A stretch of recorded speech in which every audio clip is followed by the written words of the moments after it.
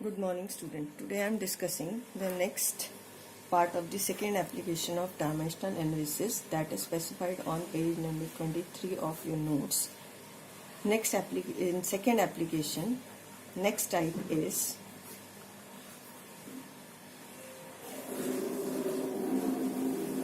the trigonometric function like sine theta, cos theta, tangent theta are dimensionless exponential function. What are these exponential function? This is e raised to the power something, e raised to the power x. You can write it as exp in bracket x, right? Both are the same. Exponential functions in which e having the value as 2.7. In maths, you will study this chapter, exponential function. The value of e is fixed. So e raised to the power x, you can say exponential is a function of x. And the third is logarithm function. Maybe in class 10th you have studied logarithm function. All these functions are dimensionless. All these functions are dimensionless. So now on the basis of this, I am discussing first question on page number 23, in which the equation is given to you. Question number 1, y is equal to a sine omega t minus k into x. Find the dimension of omega and k. Right? If t is time, x is position. Now you can take sine omega t minus kx is an angle. Omega t minus kx represents angle, and angle is a dimensionless. It is dimensionless. So omega t minus kx must be equal to m0, l0, t0 dimensions.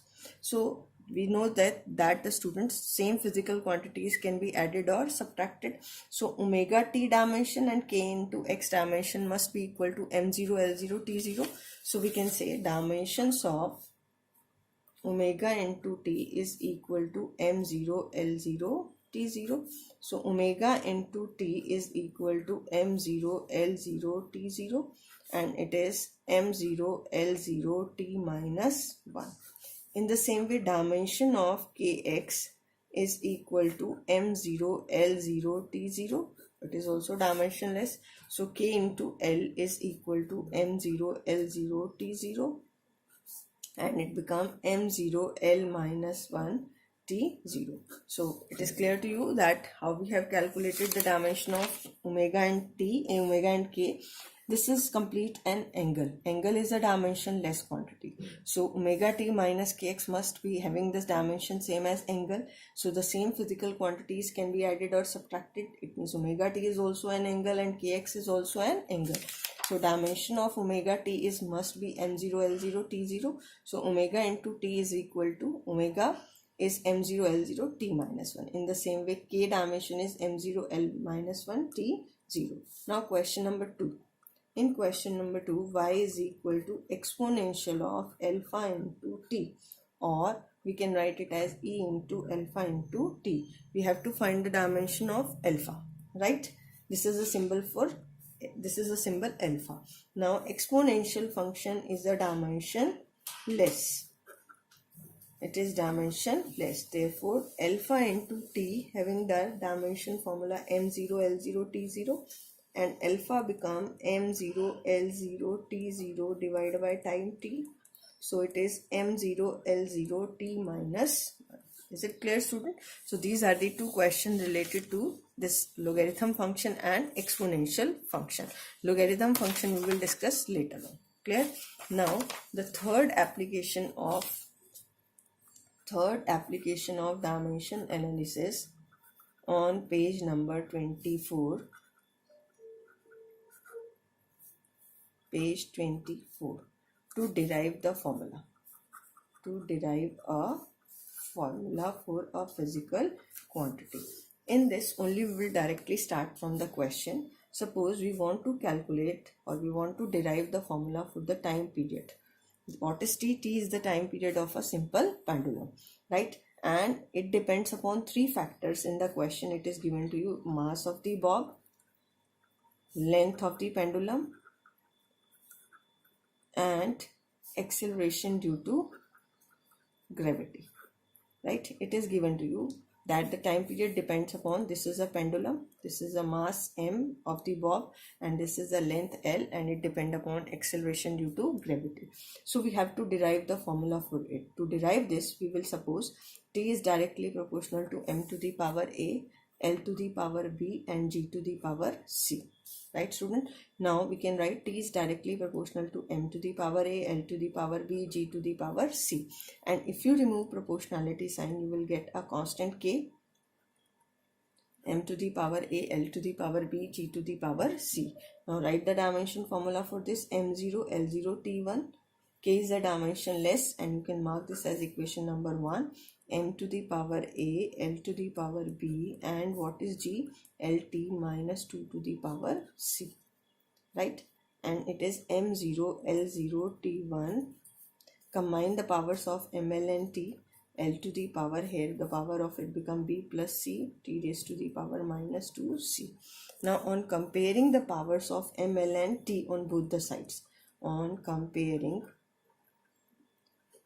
powers of ml and t on both the sides, so a becomes equal to 0, b plus c. If you compare the power of m, a is equal to 0, l power is b plus c, it is equal to 0, and what is the power of t? Minus 2c is equal to 1.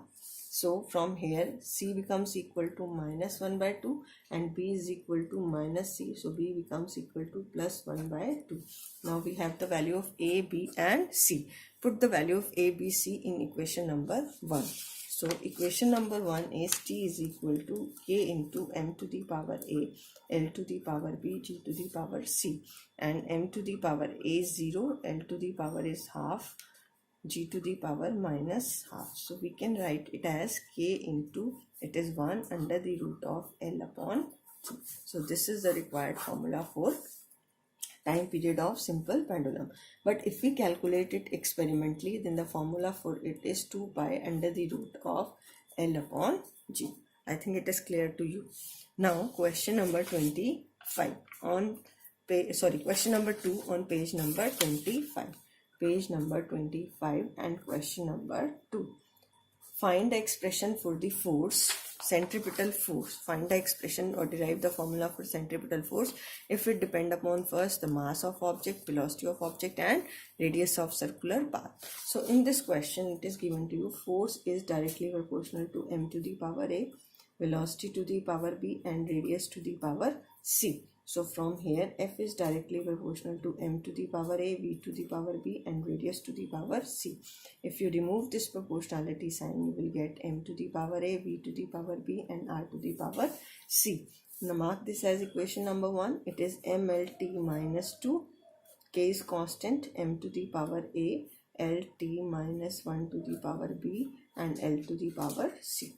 Now it is mlt minus 2, m to the power a, l to the power b plus c, and t raised to the power minus b.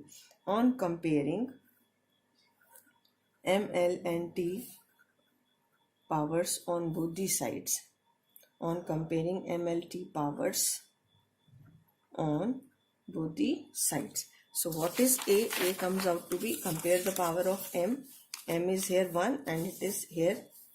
So a is equal to 1 and b plus c is equal to 1 minus b is equal to minus 2. So from here b comes out to be 2. If b comes out to be 2, put in here b plus c is equal to 1, 2 plus c is equal to 1.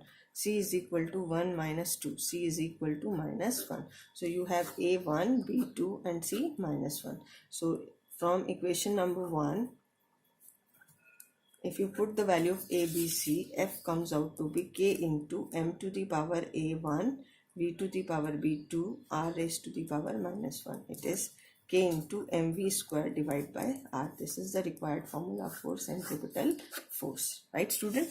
Now, one question I have given to you to solve it by yourself. The velocity v of a water wave depend on wavelength, density of water, and acceleration due to gravity. Deduce by the method of dimension the relationship between these quantities. So you have to solve it by yourself, and the answer I have given to you, you can see it from here. I hope it is clear to you, and thank you and have a nice day.